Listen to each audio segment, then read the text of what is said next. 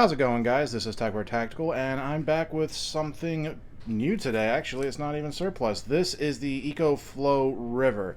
Costco had a deal going on with them where I could get the River model and the backup battery and the connector cord, all for the low price of about $700, which was definitely a steal considering how much they generally go for on their website. So I decided that it was better to be safe than sorry. With the crises that are going on in Europe right now, I'd much rather have it and not need it than need it and not have it. Ooh, double unboxing. Wow, that's heavy. Okay. There we go. So this may be the box that it comes in standard, but mine came double boxed. I guess maybe it was a Costco thing. So this is the Ecoflow River Pro model. Pro. Everyone likes to be a pro. So let's bust this thing open and see what's inside.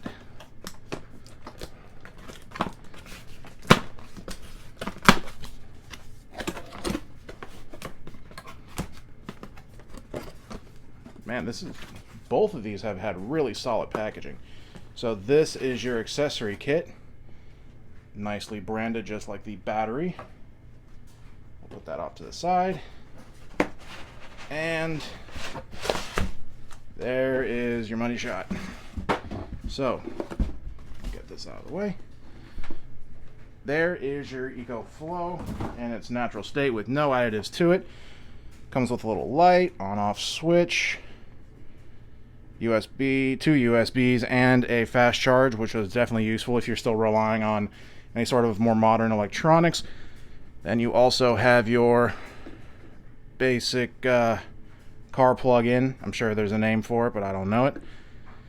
And then two other inputs, and that's awfully snug too. So I don't think any water's gonna be getting into that. And I don't know if I'm correct, but I think this model has a extended battery that you can buy as well that goes on the actual system. I don't recall at the moment, but I could have sworn. There is your standard plugs for the US market. AC power on and off. Expansion power, so that's going to be what the battery plug, the adjustable battery packs into. Yep. Construction is very solid. If you look carefully, you can even see the fan in there that's going to be cooling it on the internals. And you even have